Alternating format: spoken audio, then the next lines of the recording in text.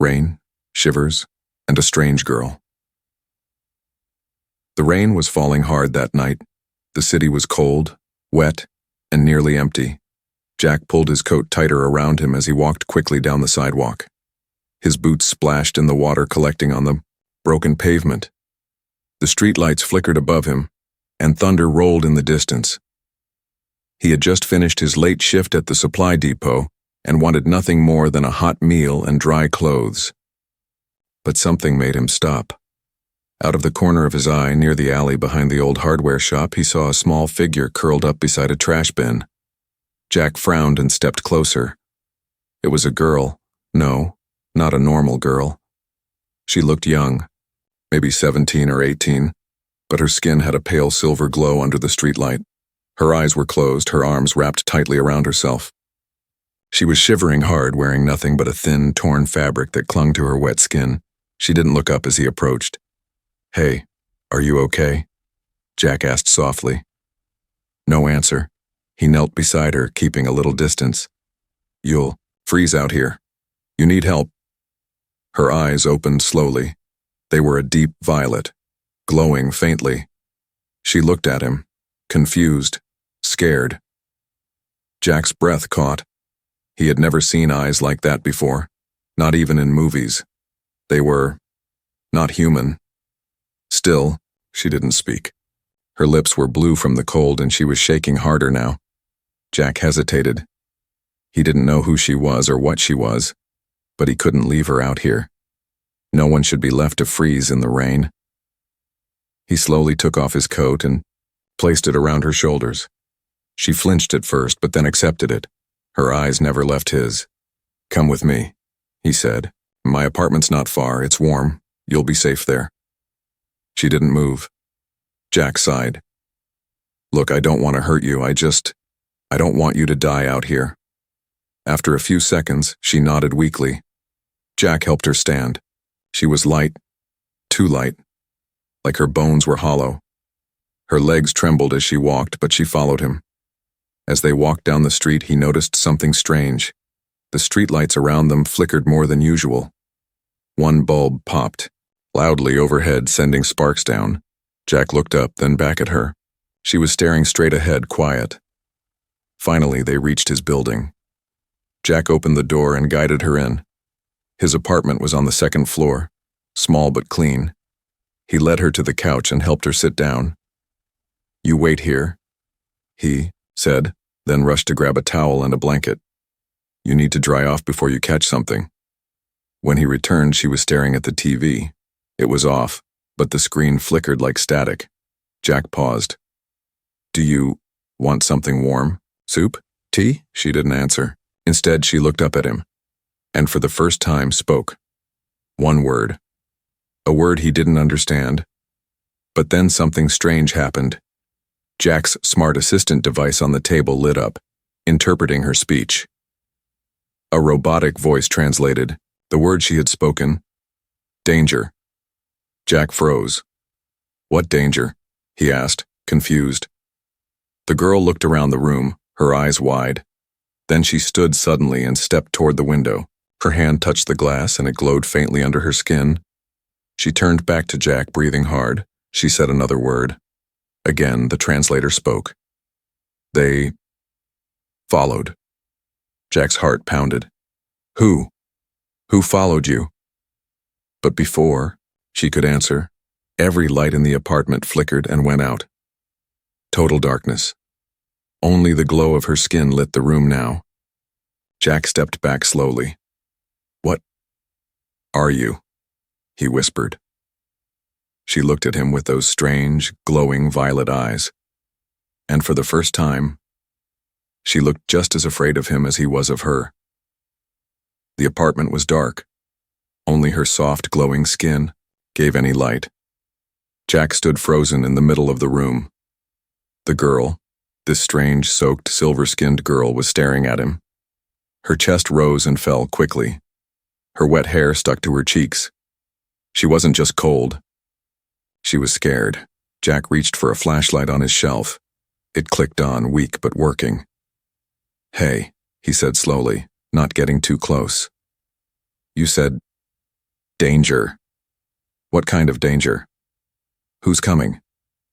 She didn't speak this time. Instead, she touched the wall again. The lights flickered back just for a second and then failed again. Her hand glowed where it touched the wall. Jack's breath caught. This wasn't normal. This girl wasn't just strange. She was something else. He remembered how the streetlight exploded when she passed. He remembered the way the rain steamed off her skin. And now this. Machines reacting to her touch. She wasn't human, but she was still just a girl. Jack placed the flashlight on the table, trying to calm himself. Okay. Let's slow down. I'm not going to hurt you. You can sit. You're safe here. She didn't seem convinced. He stepped into the kitchen and poured warm water into a mug. No tea, just heat. He placed the mug in front of her on the table. She sniffed it once, then sipped slowly. After a moment, she looked up. Her voice was soft, broken, but clearer than before. You, not soldier? Jack blinked. No, I'm not a soldier. She relaxed slightly. They hunt me. I ran. Who's they? She pointed upward. Skyship, big. They locked me. I escaped. Jack's eyes narrowed. You escaped from a ship? In the sky? She nodded. Then she placed her hand on her chest. Elira. Your name? She nodded again. Elira. I'm Jack, he said. Suddenly his communicator beeped. Jack picked it up quickly. A message had arrived from his friend Theo, who worked at the orbital cargo docks. Incoming emergency. Alert. Unmarked escape pod crashed outside City Sector 9. All civilians to report strange sightings immediately. Jack looked at Elira. Was that you? She looked down and said nothing. He slowly walked over to his old computer and turned it on. The screen flashed static at first, then loaded. He searched for recent orbital logs. There it was, clear as day. An unregistered pod dropped from low orbit and crashed near the edge of the city. No heat signal found, no pilot. Jack turned to her. How did you survive that crash? She shook her head. No time. They track me. They smell tech. She opened her hand, revealing a small metallic disc hidden in her palm. It pulsed softly, with blue light. What's that? Her voice turned serious. Tracker, bonded to me. I cannot remove. Jack's heart dropped. So they know where you are? She nodded. But only if I use. You used it? She nodded again. By accident. When I touched light. Jack cursed under his breath. He looked around the room. It wasn't safe anymore. If someone or something was tracking this girl, they might already be on their way. He rushed to his storage closet and pulled out an old backpack. We need to go. You can't stay here. Elira stood, weakly. They are close. Jack grabbed a flashlight, energy bar, water, and his emergency battery. Can you walk? Yes, she whispered. He helped her into the backpack straps and threw on his coat again. As they reached the door, Elira looked back toward the table. She held up the small device in her hand. I break it, she said. Jack shook his head. No, wait. But it was too late. She crushed the tracker. It sparked, and then sent out a pulse of sound, so sharp and high it made Jack's ears ring. For one moment, the whole apartment shook, then silence. Then, a knock at the door. Jack froze. Elira's face went pale. Too late, she whispered. The knock came again, harder, followed by a scraping sound. Jack motioned her back. Bathroom. Hide. Now. She moved fast, disappearing down the hallway. Jack grabbed the closest thing he could, a broken chair, leg. The door creaked slowly. No voice. No call. Just a sound like metal scraping against metal. Jack's hand trembled. Whatever was out there. It wasn't human either. The door didn't open, but something was outside. Something heavy, slow, watching. Jack stood frozen, holding the broken chair leg like it was a weapon. His heart pounded. The silence felt louder than thunder. Behind him, Elira hid inside the bathroom, crouched behind the sink. Then, just when Jack stepped closer to peek through the door's side window, a deep, vibrating hum started outside. It wasn't a machine noise. Not from Earth, anyway. It was alien. The front door glowed faint, blue around the edges. It wasn't light, it was some kind of energy. Jack felt the wooden floor vibrating under his feet. Then suddenly, it stopped. Silence again. Gone. Jack waited. 1 minute. 2 minutes. Nothing. Finally, he locked the door, moved a chair in front of it, and stepped back. "Elira," he whispered. She peeked from the bathroom wide-eyed. "They scanned, but didn't find me, I think." Jack looked down at her hand. "It's that thing you crushed. That pulse you released. It called them, didn't it?" Elira lowered her head. "Yes. It was mistake. I didn't want to call. I just wanted to stop them from tracking me." Jack sat down slowly on the couch. "Well, now they know you're here. They're searching. But how did they miss you? You were right in the room." Elira pointed to her arm. A pattern of glowing lines shimmered just under her skin. "I hide myself. Special cloak. Not perfect, but works. Sometimes." Jack looked at her, confused but amazed. She wasn't just some random alien girl. She had tech inside her body. Maybe even something more advanced than Earth had ever seen. "Where are you from?" Jack asked softly. She hesitated. "My world was destroyed. I was taken by them. I don't know where home is now." Jack's expression softened. "So you're alone?" She nodded.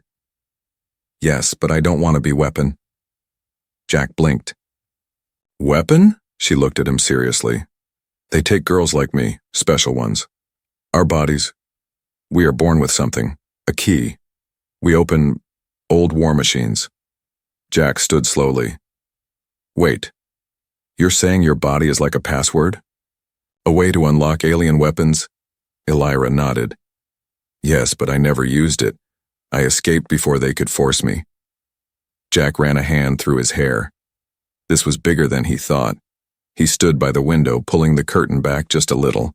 The street outside was quiet again, but something felt off, too quiet. Even the neighborhood dogs weren't barking. "Elira," he said slowly. "You didn't just escape, did you? They didn't just lose you. You stole something, didn't you?" She didn't reply, but the silence was her answer. Jack turned toward her. "You stole something important. What is it?" Elira opened her hand. There, glowing softly, was a round glass-like orb. Inside it was a floating swirl of golden light, pulsing like a heartbeat. Jack stepped closer. "What is that?" She spoke slowly now. "This is part of the core, the memory of the machine. If they get it back, they can wake the weapon and destroy everything." Jack took a step back. "Then why did you take it?" She looked at him. "Because I'd rather die than let them use it." Jack stared at the orb. His thoughts raced. She was right. If this core reached the wrong hands, it could lead to war, or worse. But she was just a girl. How long could she keep running? He sat back down. "We need help." Elira tilted her head. "You trust others?" Jack sighed. "Not really, but I know one guy. He works in off-world salvage, deals with secret tech all the time. Maybe he'll know what to do." He opened his communicator and typed a coded message to Theo. "Need safe zone. Have something. Not from Earth. Very hot. Need to disappear." He hit send, then he turned back to her. "We need to move before morning. If they scan the whole block, they'll find us eventually." Elira nodded. "I understand." Suddenly the room shook slightly. Jack jumped to his feet. "Earthquake?" "No." Elira whispered. "Skyship is landing. Very close." A strange wind passed through the cracks of the old building. It wasn't natural. Jack peeked out. The window. No sirens, no police. Just a smooth, black shape hovering above the ground 2 blocks away. It didn't make noise like a helicopter. It didn't move like any Earth machine. It hovered silently, deadly and slow. A skyship. "Elira," Jack said, voice tight. "They found you." She was already by the window. Her violet eyes glowed in the dark. Not full ship, just scout. Jack watched as 3 tall shapes dropped from the black ship. They moved like shadows, long arms, no faces, armor that shimmered. Not metal. Not cloth, something in between. "They are hunters," Elira whispered. Jack blinked. "What do they hunt?" "Me." He stepped back from the window. "We have to run." Elira shook her head. "Too late. They block street. If we go out, they catch us fast." Jack's mind raced. His place had one back exit. Down the fire. Escape. But it would lead right into the alley near the street. A trap. Then he remembered the basement. "There's an old laundry chute," he said. "It connects to the underground tunnel, the one they built during the energy riots. It still works." Elira looked unsure. Dark. Narrow. Better than getting caught. A sudden sound made them both freeze. A soft hum, coming from inside the building. Jack turned slowly. His hallway lights began to flicker, on and off, one by one. "Are they inside?" he whispered. Elira didn't answer. She raised her hand. A blue shield of light wrapped around her arm. "What is that?" Jack asked. "Defense. Weak, but enough for few seconds." Jack ran to the hallway and grabbed his old stun baton, useless against alien armor, but it made him feel less helpless. Another sound. This time, heavy footsteps on the stairs. Jack held his breath. One step, another. Then silence. Suddenly, the apartment door creaked. Jack turned off the flashlight. Complete darkness. Then, bang! The door burst open. A tall shadow stood in the doorway, its head scraping the ceiling. It scanned the room with a red beam from its chest. It moved without sound. Elira stood very still behind the curtain. Jack pressed himself into the corner, trying not to breathe. The hunter stepped forward. Its head turned left, right, then back. It took a step toward Elira. Jack didn't think. He threw the baton across the room. It clattered against the wall. The hunter turned sharply and walked toward the noise. That gave Elira just 1 second. She raised her hand. The light from her palm turned deep gold. A pulse exploded out silently. No sound, no heat, just light. The hunter froze mid-step and dropped. Heavy. Metal. Dead weight. Jack stared in shock. What was that? Elira looked weak. Pulse disruptor, only works once. Now we run. They moved quickly, down the hallway, into the utility room, Elira limping slightly. Jack opened the metal panel hiding the laundry chute. You first. She looked down the dark hole. Very narrow. Still better than the front door. She climbed in, sliding down with barely a sound. Jack followed right after, closing the panel behind him. The chute dropped them into a dusty, broken tunnel under the city. Dim emergency lights blinked on and off along the walls. They coughed from the dust, but they were alive, for now. Elira leaned against the wall. Her glow was fading. You okay? Jack asked. She nodded. Too much power used. I rest. Then we move. He helped her sit. You saved both of us, but we can't stay here long. Elira looked at him, tired but thankful. You helped me. No one helped before. Jack gave a weak smile. Yeah, well, Earth's full of surprises. They didn't see the camera in the corner of the tunnel.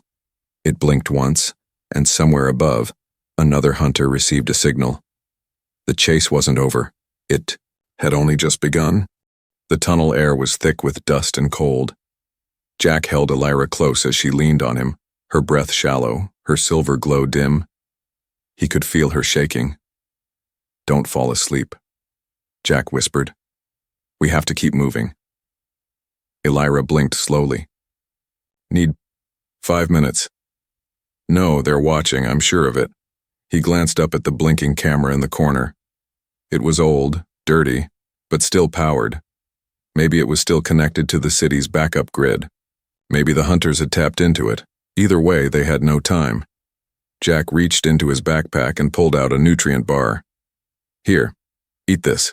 Not tasty, but it'll help. She took it with both hands. Her fingers trembled as she chewed, slowly. Her body seemed lighter than ever, as if she was slowly fading. How far is your friend?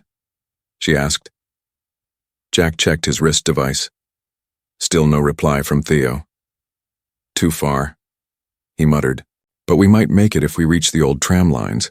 They still run underground through the scrap zone.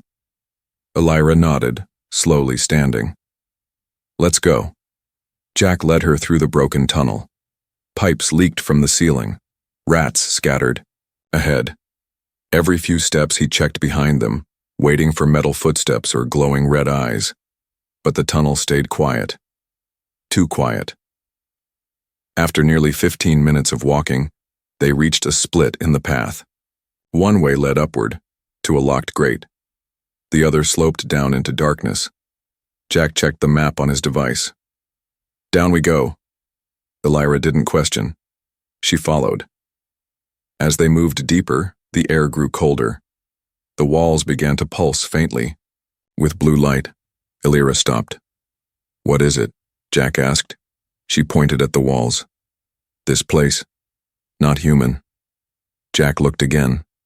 She was right. The blue lights weren't wires. They were veins, living veins. The tunnel was built into something, alien. He reached out and touched the wall. It was warm. This isn't on any map, Jack whispered. Elira's eyes widened.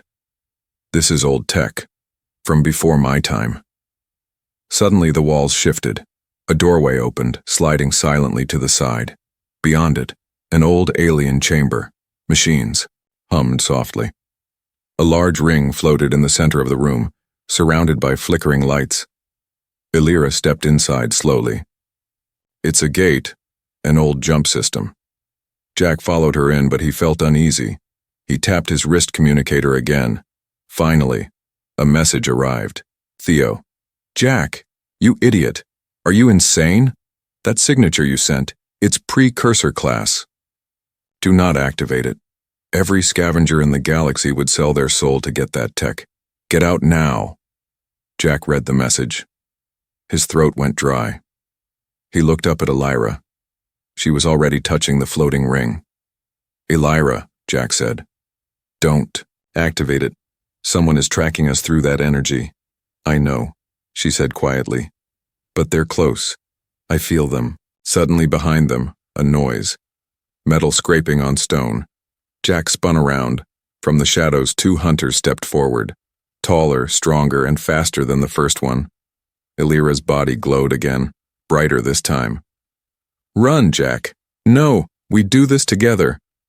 Jack pulled a flare from his bag and lit it. The red light filled the chamber. The hunters didn't stop. Elira turned back to the ring and whispered something in her language.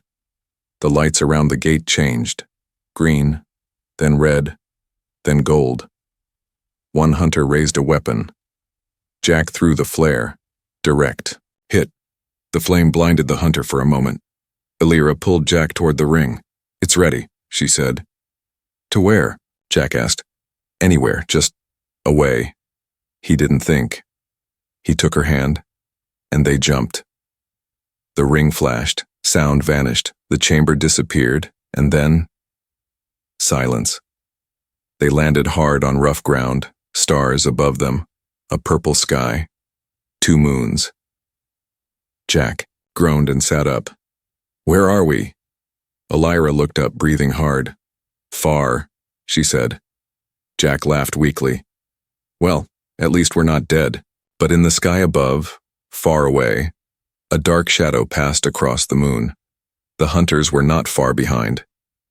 The ground beneath them was purple and soft, like moss, but warmer. Strange plants grew all around. tall, glowing stalks that pulsed gently, like they were breathing. Jack sat up slowly, holding his ribs. He had landed hard. Elira knelt nearby, looking at the sky. 2 moons hung overhead, and strange flying shapes moved in the clouds. Where are we? Jack asked, coughing. Elira didn't answer at first.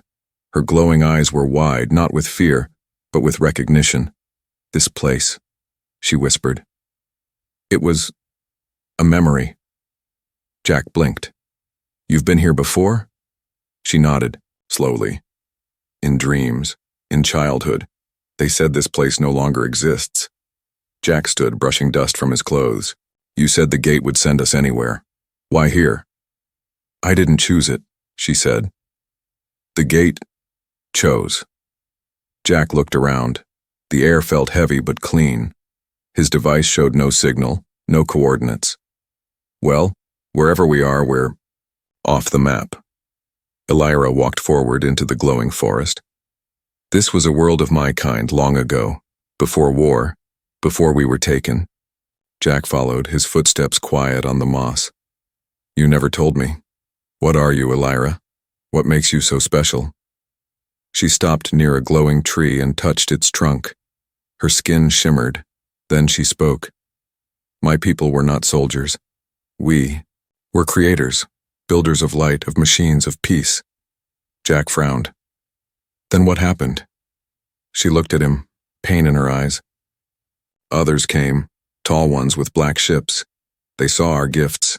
They turned them into weapons, took our children, changed our blood. Jack stepped closer. So, you're not a warrior? She shook her head.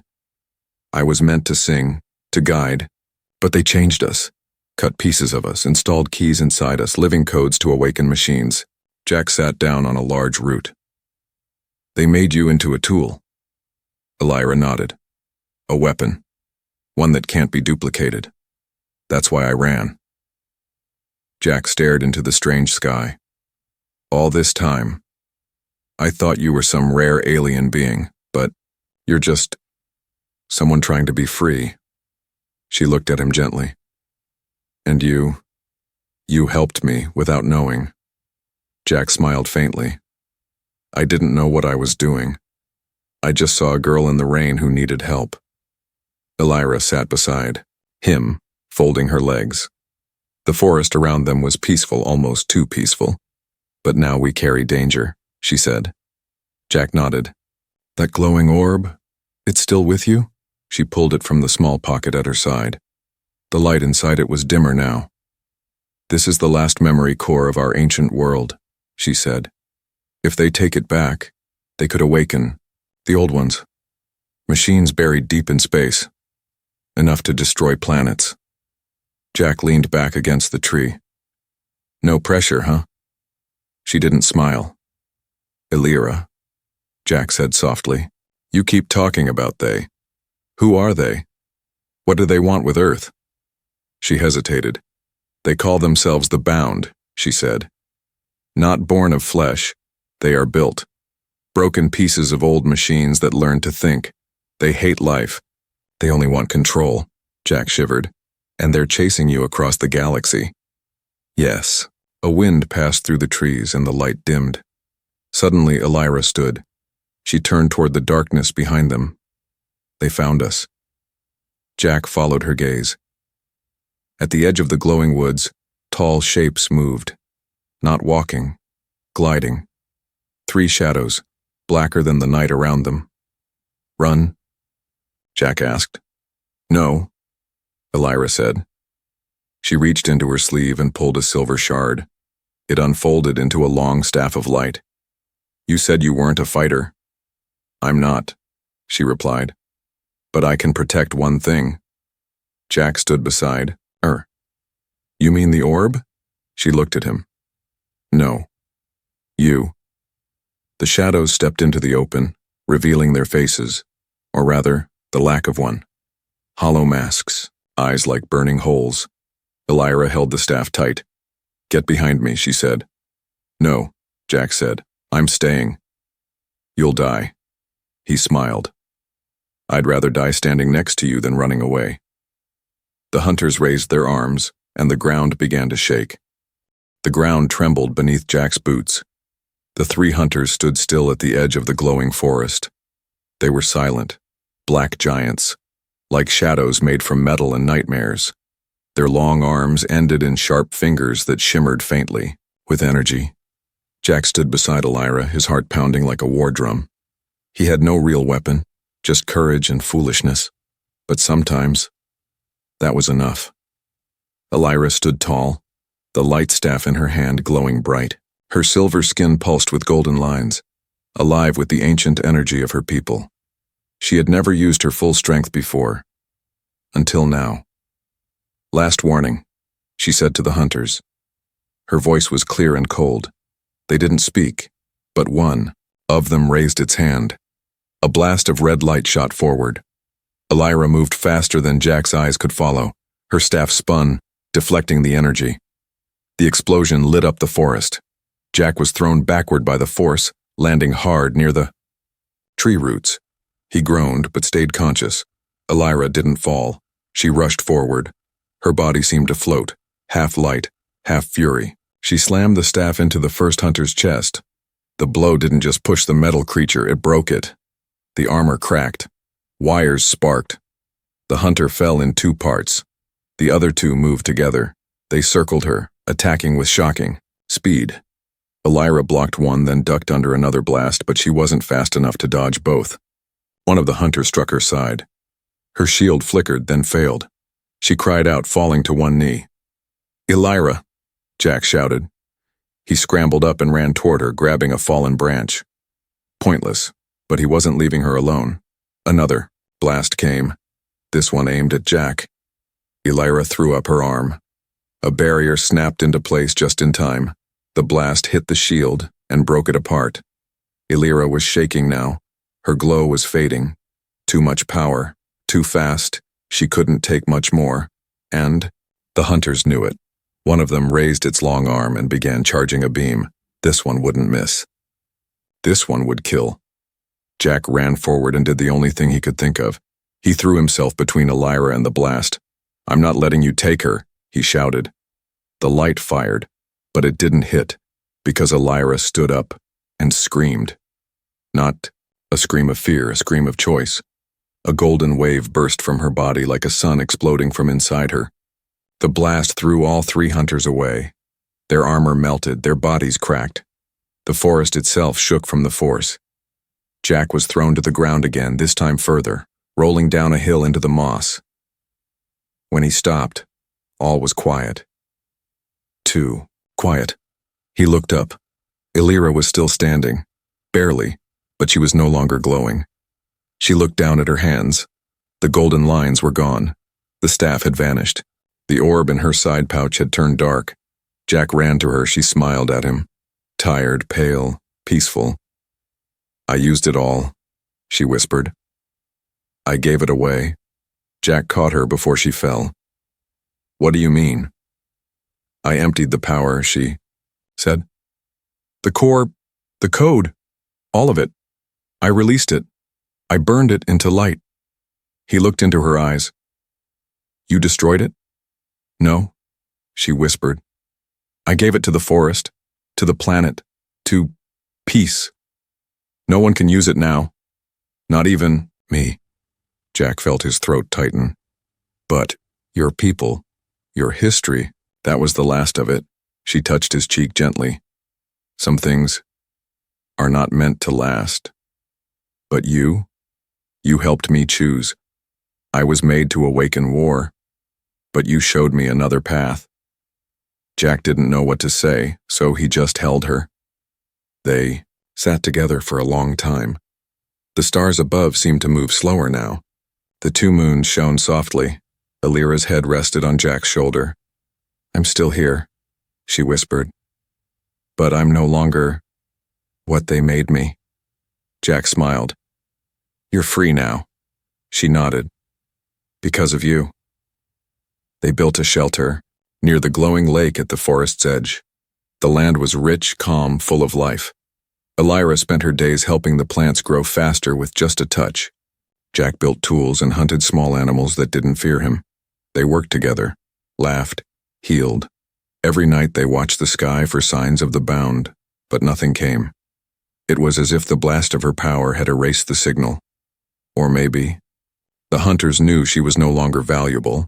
She had chosen to burn the key, and no one wanted a broken lock. A ship appeared in orbit. Jack spotted it first, a faint glint among the stars. At first, he thought it might be the Bound, but it wasn't. It was a human ship. Theo had followed Jack's signal across the galaxy and found him. When the shuttle landed, Jack stood at the edge of the field with Elira beside him. Theo stepped out, wearing a dirty jumpsuit and a wide grin. "You crazy idiot," Theo said. "You okay?" Jack smiled. "We're alive." Theo looked at Elira, stunned. "Is that her? The one with the code?" Jack nodded. "Not anymore." Elira stepped forward and bowed slightly. "Thank you for finding him." Theo blinked. "She speaks English?" "She's learning fast," Jack said. Theo looked around. "You coming back with me?" Jack looked at Elira. She smiled. "No," Jack said. "Not yet?" Theo nodded. "All right. I'll keep your secret." As the shuttle left, Jack and Elira stood hand in hand, watching the trail it left in the sky. "I don't know what comes next," Jack said. "Freedom," Elira replied. "That's what comes next." It became legend. A girl who was made as a weapon but chose peace. A human who could have run but chose to stay, a spark of kindness. That changed the future. Across the galaxy, people whispered their names. Some called her the Lightbringer, others simply called her Elira. And the human? He was remembered not as a soldier, but as the first man to stand in front of a god and say, "No more." And the stars never forgot them.